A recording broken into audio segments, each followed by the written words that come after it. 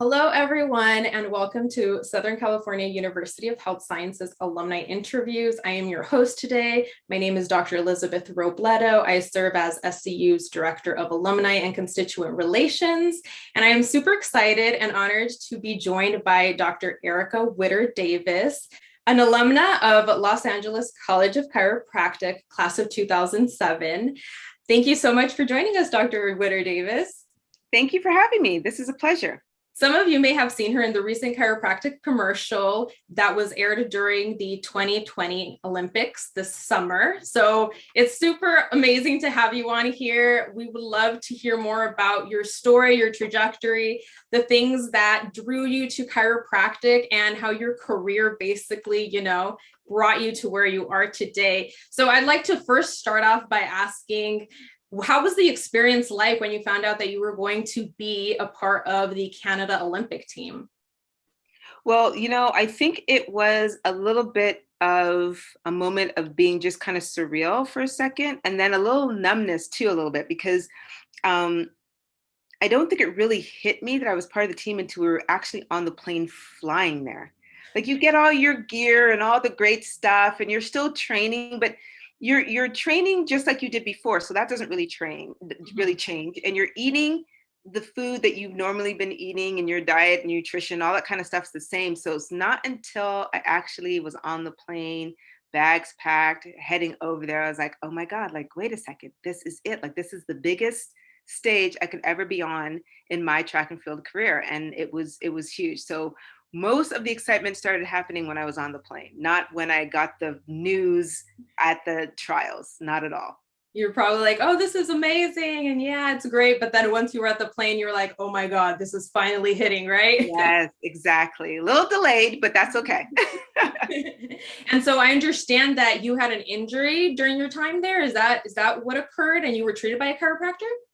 Correct. So I've been treated by chiropractors before, during high school and things like that, a little bit in college. But then when I got there, I had a bit of what I thought was a really, kind of involved knee injury. And the only reason why is not because that I couldn't walk or anything like that. It was because of the situation I was in. I was supposed to be able to compete in the next 3 days. And I wasn't sure if that was going to happen based off of what the injury was. I wasn't able to push off of that leg. So if you can't push off, then you're not running. So that was more of the concern for me than the fact that it was something serious and I was just going to completely not be able to walk at all. I knew I was going to be able to walk because I was walking in and around our training camp. But the fact that I wasn't going to be able to actually run was what was really giving me a lot of anxiety and grief and concern. And so it was the chiropractor, when he came in and I told him what was going on, he was just on it right away. He did the orthopedic test, found out that it was actually my gastroc muscle and not my hamstring, which I was previously diagnosed with a hamstring issue, given anti-inflammatories. And then he was just like, I need the anti-inflammatories.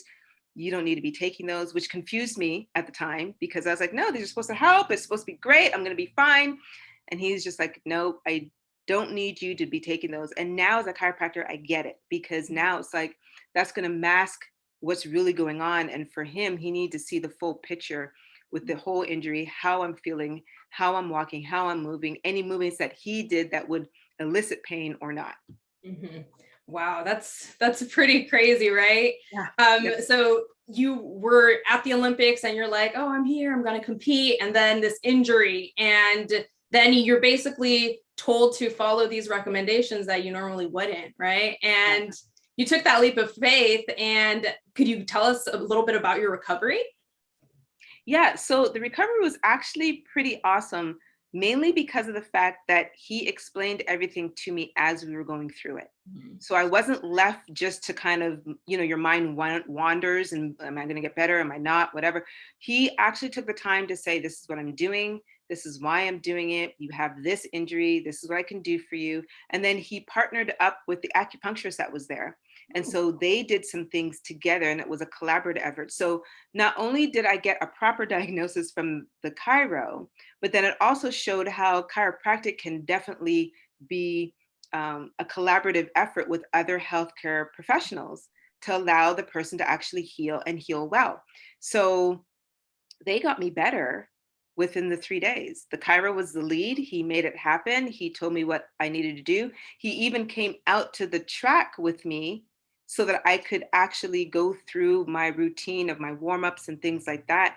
And he was checking on me every step of the way. What do you need? How are you feeling? What does this feel like?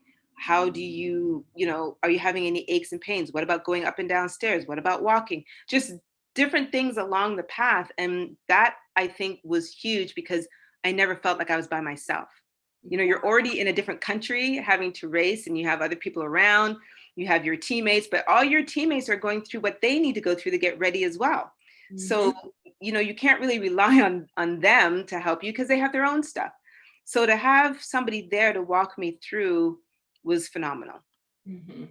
Wow, I love the integration and the collaboration between the different professions, because as you're well aware, that's what we really emphasize at SCU, the whole, right, integrative care model and how important it is for patients. So, and at what point did you go from being an Olympian to deciding that you wanted to pursue a career in chiropractic? So it actually happened at the games because of the fact that I got that level of care and I responded so quickly. I was amazed, and I didn't need any medication. So that was another thing that blew me away. And so I remember saying to him, I said, what is this that you're doing? Like, you're just using your hands. You're not, like, there's maybe a few modalities here and there, but it's nothing like I'm used to seeing. And he was like, it's chiropractic. But he said it in a way like, you should know this. And I was just like, oh, okay. So at that point, I actually made the decision to switch from going into pediatric care, which is what I really thought I was going to do, and made the switch into chiropractic because I wanted to be able to provide people with those same type of results and have them go off and tell other people about this type of medicine that's working without having to deal with harsh medications or invasive surgeries. Yeah, that's super important. So can you give me, that one, probably the best memory that you can remember from your time in the Olympics, aside from, the chiropractic coming into play and saving you? Right. Yeah. Right. Opening ceremonies is always a blast. Closing ceremonies, that's always a blast. I think when you are there and you start seeing your peers, people who are of the higher tier, I guess I could say, in your sport, that's always huge because now you're also there. Mm-hmm. So it's like an even playing field. Getting to see other athletes too that you've heard so much about that you don't really get in contact with, like the dream team for the USA men's basketball team, that was huge. Mm-hmm. Seeing Serena and Venus Williams, that was huge. Like, you're in there having lunch or dinner and they're just a couple of tables away. You're like, wait a second. So it's so huge to see these athletes come out and do what they do on a regular basis. That's just so cool because, as a viewer, everybody's tuned in. Some people, they even lose sleep because it's usually in a different part of the world, right? And they're always watching everything. So I can't even imagine how amazing it must be to be there in person. It must be like super surreal. Yeah, exactly. You're absolutely right. And now that, since we're on that topic, that chiropractic commercial that you were featured on, you were the face of, that was amazing. The first of its kind chiropractic commercial in the Olympics being aired nationwide. How did that feel? And give us a little bit more information about that. So that was actually a really cool thing to do, to be a part of. It took it took a day. So we did it on a Sunday. So we went from, I think, maybe about 4 or 5 in the morning until about that exact same time in the evening, maybe a little bit later. But it was actually something that came across from Don Peterson, who happens to be a parent to one of the athletes that I was treating here. Mm-hmm. And it just so happened that I helped his son with a few little injuries that he had. He's a soccer player. And when I guess this whole idea was brought about, it was Dawn who was just like, I know somebody that we may be able to contact and see, if she's able to do it. And then from there, I heard from Dr. Sherry McAllister, and she was giving me more insight of what they wanted to do. And I was like, yeah, like let's do this. I'm not even sure exactly what you need, but yeah, I'm definitely going to be a part of it. So then when I realized it was just running in the streets of LA, I was like, okay, yeah, I can do that. I can do that. No problem. Just tell me where to go, how to stop, when to stop, it's fine. So that was really a lot of fun to do. And I'm so glad that they reached out and asked me to be a part of that. Yeah, I bet. It was so amazing seeing it on, like I think everybody else's end, where you see all of the students, the chiropractic students, all of the chiropractors out there from all, areas of the nation worldwide, just reposting that video and being so excited that finally, there was something that was mainstream that was being shown about chiropractic, because it really shows where the profession is going in the future, So that's super amazing. And then for you to be on it, I bet it's like groundbreaking, definitely. Yes, no, it was a complete honor. And I'm just glad that it touched so many people. The feedback that I even received through a lot of the social media was great. And I didn't really think it would have that much of an impact in terms of how people would receive it. But it has been just huge. So I'm so glad that so many people have been able to, excuse me, so many people have been able to really connect with it and feel like, this is something that's being done for them and hopefully on their behalf. I mean, even my family in Canada saw it. Some friends of mine in Canada saw it. So I was like, this is great. It's going everywhere. So it's awesome. Yeah, it's definitely a first of many more to come. So thank you for being the face of that. So Dr. Davis, I do know that you wear many hats, and I know you're a business owner, you have your private practice, you're also a mom, and you also are a founder of a nonprofit. So could you please share a little bit more about your nonprofit, please? Yeah, absolutely. It is called Range of Motion Foundation. And the reason why I ended up starting this was because I noticed that there was a little bit of a gap in between the sports medicine care that is provided to the high school athletes. So that is basically what we do, is we go into different high schools and try to provide them with as much care for their sports medicine and their athletic career as possible. We found that there has been a lot of work not being done in that arena. So I did a little bit of research within my community, and I found that either some of the high schools don't have any support whatsoever in terms of sports medicine care. So nobody comes in and treats them at all. So they're either trying to bandage themselves or do a few things here and there to kind of keep it together for themselves. Or there is maybe one athletic trainer for like 1,100 student athletes. So there's a big difference there in terms of the type of support that they would need. And so the foundation is designed now to go into these schools and help them learn a little bit more, so a little bit of education, but also deal with prevention and then supplying any needs that they would want for their particular sport. So you can find, yeah, thank you. So you can find us at, it is romcfoundation.org. And so we are now up and running and taking any donations. COVID kind of put a little bit of a stop on what we were doing, but now we're back up and running. And I'm so grateful that we were able to provide these students with what they need. Well, that's amazing, because especially getting them while they're young and making sure that they get that proper care at that, important stage in their life, especially when they're putting their body through so much, is imperative for an athlete. Yeah. That's amazing, Dr. Davis. So you have like so much going on, and it's so amazing to see all these things that you've done. And I think that a lot of our students, because we also we love to make these interviews so that our students can see that our alumni, they go out and they do amazing things, and that they're also going to do amazing things, you know. And even though it's a difficult way to get there, and it's a challenging degree to accomplish, it's definitely worth a while, and you're helping people out, and then you're also, you know, making a difference in the world. And you're definitely doing that with not only the influence that you have in the chiropractic profession, but also with this nonprofit helping out all of these students. So thank you for your work. Thank you. Thank you very much. It's really rewarding to see them go out and actually be playing pain-free. Definitely.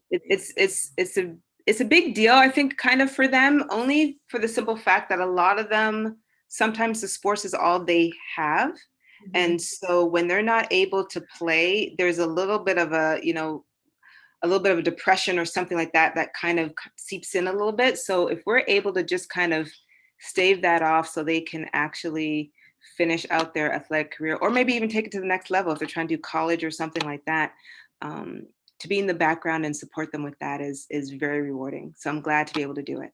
Yeah, so viewers, you guys heard Dr. Davis. She put the details right now, and we'll also include them at the bottom if you guys are interested in checking out her nonprofit and helping out.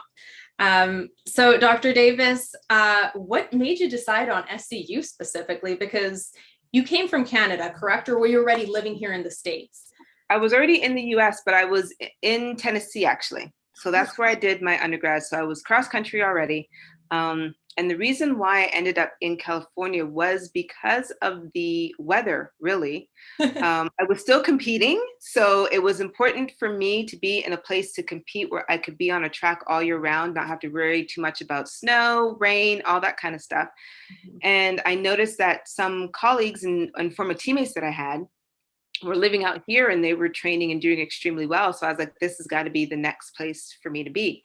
Mm-hmm. And then while I was out here, I started researching about chiropractic school because I already had my experience at the games. And I was like, okay, this is definitely something I want to go into. And where is there a school that I can go that I think I'm going to get as much knowledge as possible? Mm-hmm. And I ended up picking SCU because, one, it was already here, but more importantly, I was able to see that there was some more evidence-based type of approach to what was going on in terms of determining, diagnosing, treating, all of that kind of stuff. And I really wanted to dive into that so that I would then, in turn, be able to explain to a patient what exactly is happening. Yes, super important. And that way you empower them, right? Yeah, exactly. Absolutely. Dr. Davis, do you remember any specific experiences when you were at SCU that still resonate, that are still, you know, vivid memories? Ooh, that's a good one. Like professors or a specific activity, opportunity that really, you know, made your heart smile? Let's see. Doing the age ride was huge. Yes. That is always so phenomenal. If anybody, like any of the students out there listening right now, if you get a chance to do that, I highly recommend it. It's not just about getting your hands on and working with people. It's for what it stands for. I'll never forget the lighting of the candles we did on the beach. That was huge. I don't know if they still do that. I hope they do. But that was huge when I was there, and you could just feel the energy.